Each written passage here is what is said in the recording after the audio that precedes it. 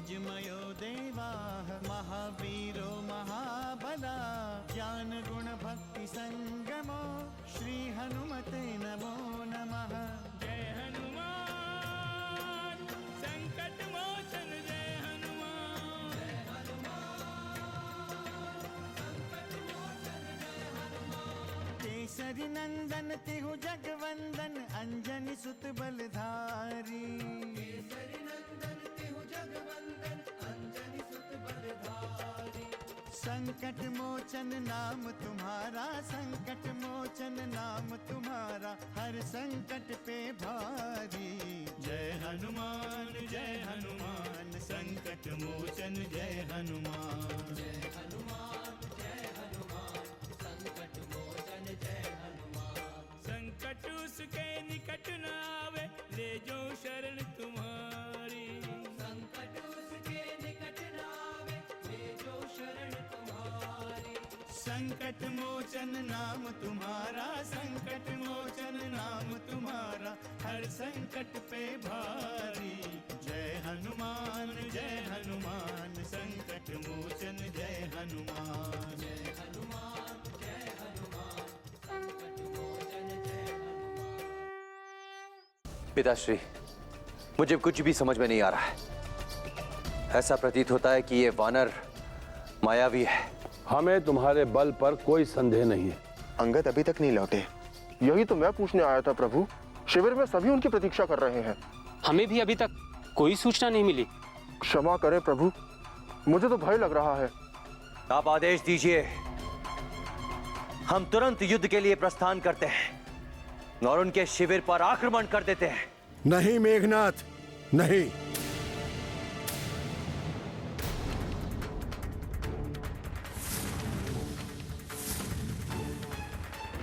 क्या हुआ नाना श्री? आप इस समय यहां? सब कुशल तो है ना? कुशलता का अब मुझे अनुभव नहीं हो रहा है वत्स। तुम्हारी लंका पराई सी लगने लगी है। क्या हुआ? क्या उस राम ने हमारी लंका पर आक्रमण तो नहीं किया? बोलिए नाना श्री। अभी तक तो नहीं। अगर तुमने कोई उचित निर्णय नहीं लिया तो राम स्वयं को कब तक रोक पाएंगे? आप कहना क्या चाहते हैं नाना श्री? क्या त्रिलोक जय रावण उस वनवासी राम से भयभीत है? अब युद्ध से अधिक उचित निर्णय और क्या हो सकता है? हम क्या उस वनवासी राम के आक्रमण से भयभीत हो जाएं? बोलिए। यदि वो आक्रमण कर दे तो हम उसका सर्वनाश कर देंगे। पुत्र तुम शांत रहो, शांत रहो। मैं नाना श्री की आशंकाओं को अभी दूर किए देता हूं। अपने हृदय की आशंका को दूर करो दशानन। मैंने भी कई युद्ध लड़े हैं। देवासुर संग्राम में मैंने अपने अनुज को खो दिया। इसलिए मैं जो कुछ कह रहा हूं अपने लंबे समय के अनुभव के आधार पर कह रहा हूं। तुम अपने राजहट और अहंकार को छोड़कर सत्य को स्वीकार करो। इसी में सबकी भलाई है। किस सत्य की बात कर रहे हैं नाना श्री आप? किस सत्य की बात कर रहे हैं आप? चाहते क्या है? क्या मैं उस वनवासी राम को महाबली बांधकर उसके समक्ष क्षमा याचना करूं?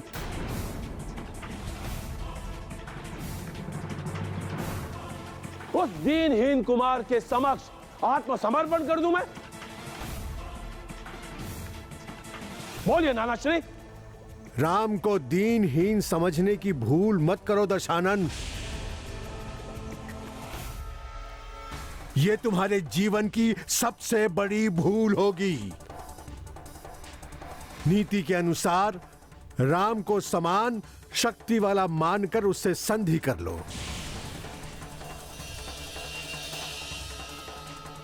सीता को वापस कर दो। इसी में तुम्हारा कल्याण है।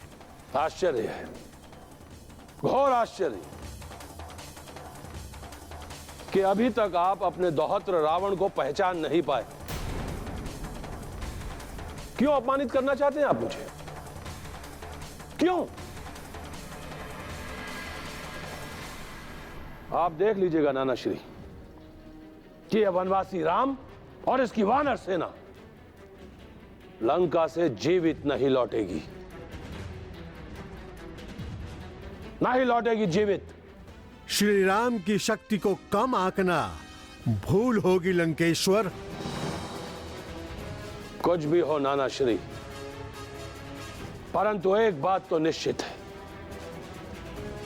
यदि किसी ने भी मुझे हतोत्साहित करने का प्रयास किया तो मैं उसे जीवित नहीं छोड़ूंगा, कदापि जीवित नहीं छोड़ूंगा, फिर वो मेरा संबंधी क्यों ना हो। इसमें क्रोधित होने की कोई बात नहीं है वत्स। मैं जो भी कह रहा हूं तुम्हारे हित के लिए कह रहा हूं। यदि मैं उस वनवासी राम से भयभीत होता तो मैं उसकी पत्नी सीता का हरण नहीं करता नाना श्री। लंकापति, देवी सीता का हरण करना ही अपने आप में एक अनुचित निर्णय था।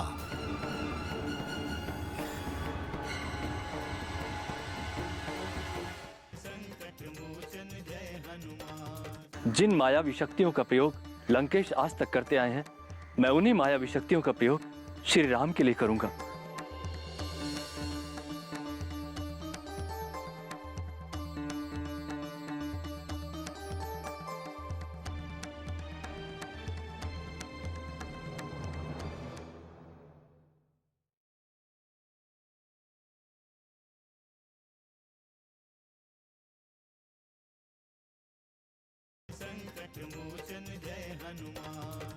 अभी भी समय है, उस भूल को सुधार लिया जाए।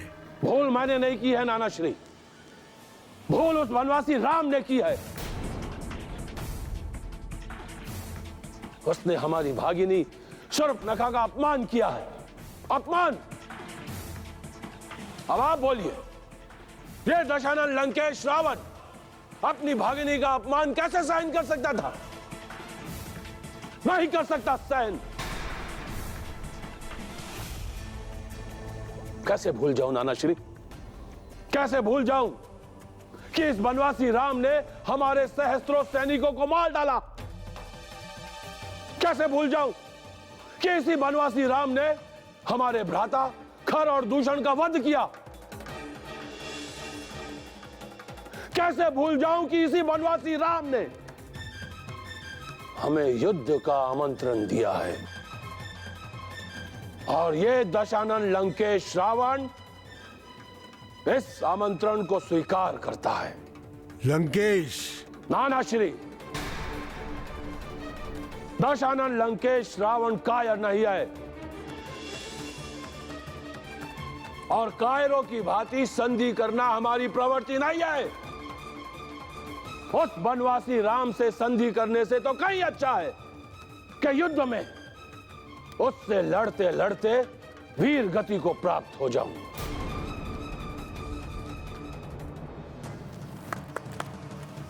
सैनिकों, महाराज की जय हो। महाराज की जय हो। जाओ और जाकर महामंत्री प्रहस को यह सूचना दो कि आज हम युद्ध की रणनीति पर विचार विमर्श करेंगे। इसीलिए सभी सेनापतियों का इस सभा में होना अति आवश्यक है। जाओ, शीघ्रता करो। जैसी आज्ञा महाराज। तुम्हारा अहंकार ही तुम्हारा सबसे बड़ा शत्रु है। अहंकार ने किसी को नहीं छोड़ा। कहीं ऐसा ना हो कि यही रक्ष वंश के अंत का कारण बने। मैं जा रहा हूं लंकेश। लंका का भविष्य अब तुम्हारे हाथों में है।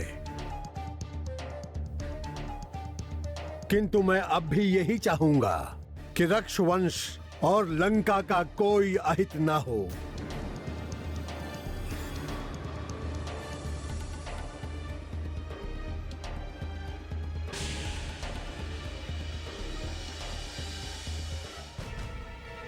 पिताश्री, उन वानरों के आक्रमण करने से पूर्व हमें उन पर आक्रमण कर देना चाहिए।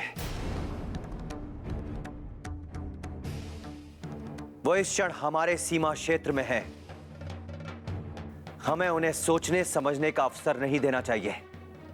पुत्र, हमें युद्ध की रणनीति आती है। हम परिस्थितियों के अनुसार यथोचित निर्णय लेंगे। तुम्हें चिंता करने की कोई आवश्यकता नहीं है। जाओ, युद्ध की तैयारी करो।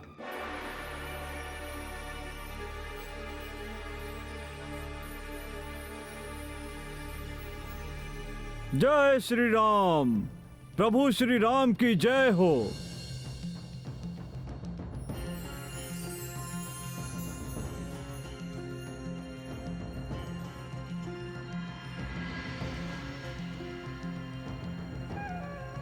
जय श्री राम। प्रभु, युवराज अंगद की प्रसन्नता बता रही है कि वो कोई शुभ संदेश लेकर आ रहे हैं। लगता है लंकेश रावण ने संधि प्रस्ताव स्वीकार कर लिया है। प्रत्यक्ष को प्रमाण की आवश्यकता नहीं होती है हनुमान।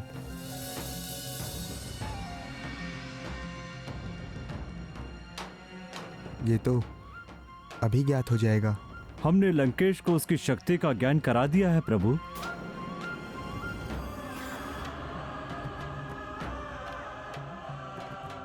युवराज अंगद, मैं कुछ समझा नहीं। तुम तो रावण के पास संधि का प्रस्ताव लेकर गए थे और तुम रावण को शक्ति का ज्ञान कराने की बात कर रहे हो। लंकेश और संधि, ये कैसे हो सकता है भैया लक्ष्मण?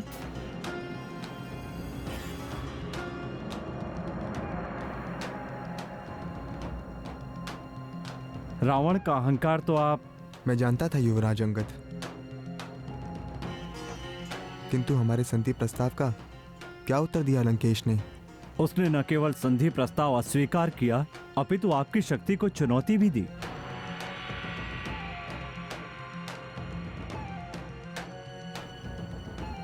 और इसीलिए मैं स्वयं को रोक नहीं सका प्रभु। जिन मायावी शक्तियों का प्रयोग लंकेश आज तक करते आए हैं, मैं उन्हीं मायावी शक्तियों का प्रयोग श्री राम के लिए करूंगा।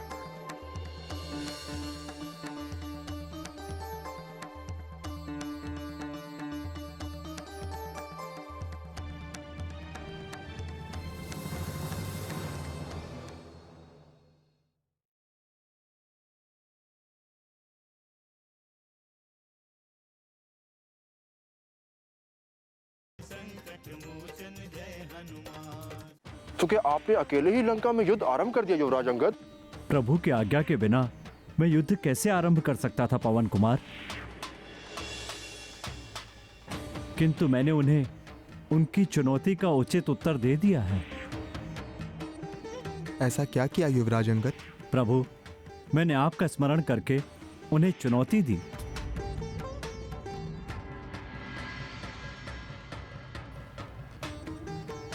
कि यदि लंका के किसी भी वीर में तनिक भी बल है तो मात्र मेरा एक पैर डिगाकर दिखा दें।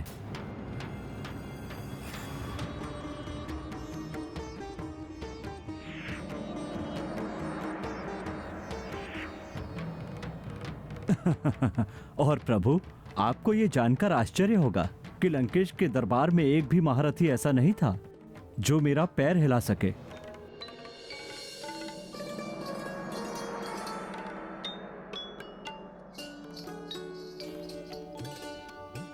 एक एक करके सारे योद्धा विफल हो गए।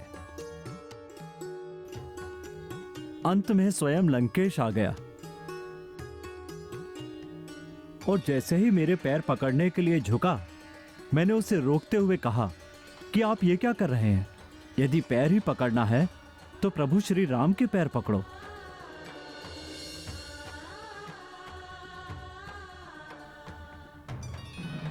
वो तुम्हें तुम्हारे अपराधों के लिए क्षमा कर देंगे। तुम्हारा कल्याण होगा। परंतु लंकेश ये सुनकर क्रोधित हो गया।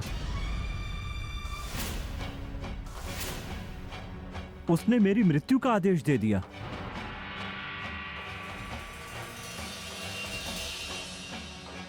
फिर क्या हुआ युवराज अंगद? होना क्या था हनुमान, मैं कई राक्षसों का वध करते हुए वापस आ गया। भैया अब विलंब बिल्कुल न करें। लंकेश के विरुद्ध युद्ध की घोषणा करें। मेरी भुजाएं युद्ध के लिए फड़क रही हैं। हाँ लक्ष्मण, सीता की मुक्ति के लिए युद्ध के अतिरिक्त हमारे पास कोई और दूसरा मार्ग नहीं है।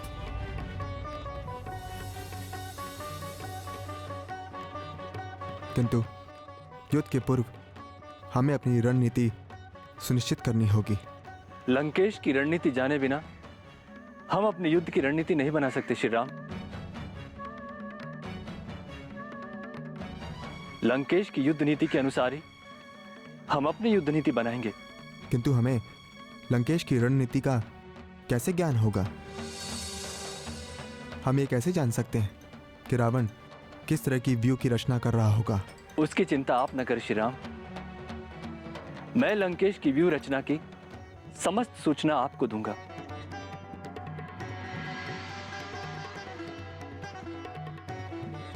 किंतु आप यहाँ सवेल पर्वत पर रहकर लंकेश की युद्ध नीति कैसे समझ सकते हैं रक्षेंद्र? मैं रक्ष वंशज हूं पवन पुत्र, और हमारे पास कुछ मायावी शक्तियां हैं।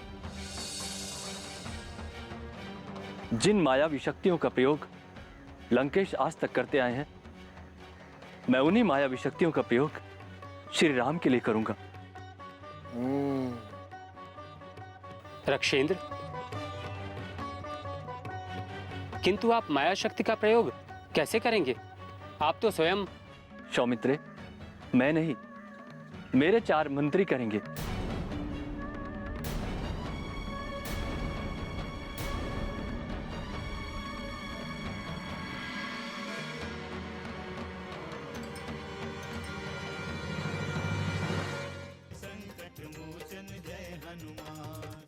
वे पक्षी के रूप में लंका में प्रवेश करेंगे और वहां जाकर सारी स्थिति का निरीक्षण करेंगे।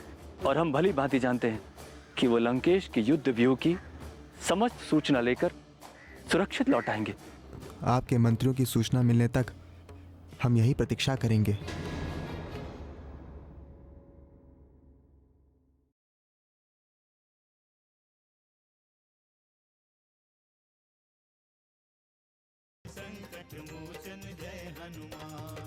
मैं उन्हें गुप्त रूप से लंका भेजूंगा। किंतु रक्षेंद्र, रावण से आपके मंत्रियों का गुप्त रूप तो छुपा नहीं होगा। यदि उन्होंने उन्हें पहचान लिया तो अवश्य ही प्राणदंड दे देंगे। ऐसे में आप कोई संकट मोल न ले। हाँ रक्षेंद्र, हमारे लिए ऐसा कौन सा चक्रव्यूह है जिसे हम भेद नहीं सकते? जहां प्रभु श्री राम हैं। हनुमान, ये विवाद का विषय नहीं है। लक्ष्मण विभीषण का यह प्रस्ताव विचार करने योग्य है।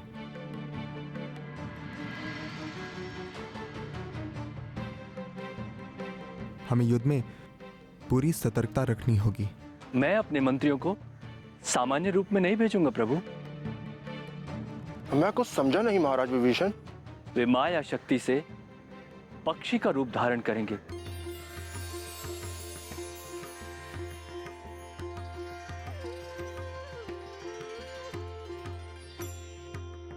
वे पक्षी के रूप में लंका में प्रवेश करेंगे और वहां जाकर सारी स्थिति का निरीक्षण करेंगे। और हम भली भांति जानते हैं कि वो लंकेश की युद्ध व्यूह की समस्त सूचना लेकर सुरक्षित लौट आएंगे। ठीक है विभीषण, परंतु आप शीघ्रता करें। आपके मंत्रियों की सूचना मिलने तक हम यही प्रतीक्षा करेंगे। प्रभु आदेश पाई विभीषण, प्रभु आदेश पाई विभीषण, सुमिरि हृदय दिन कर कुलभूषण, सुमिरि हृदय दिन कर कुलभूषण।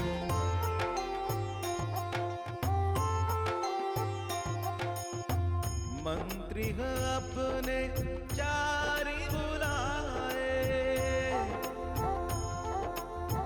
मंत्री अपने चारि बुलाए, तीन मायावी रूप सिखाए, तीन मायावी रूप सिखाए।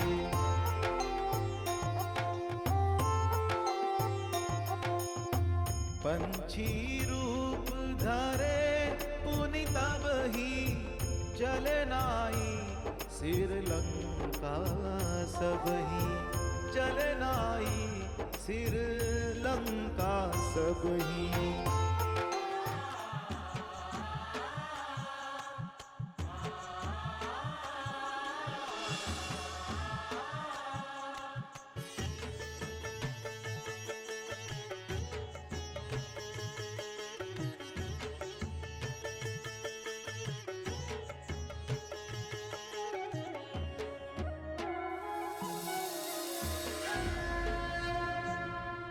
हमारी इस योजना के अनुसार ही हम लंका पर आक्रमण करेंगे।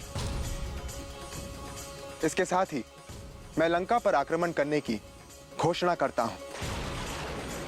प्रभु श्री राम की जय, प्रभु श्री राम की जय, प्रभु श्री राम की जय, प्रभु श्री राम की जय।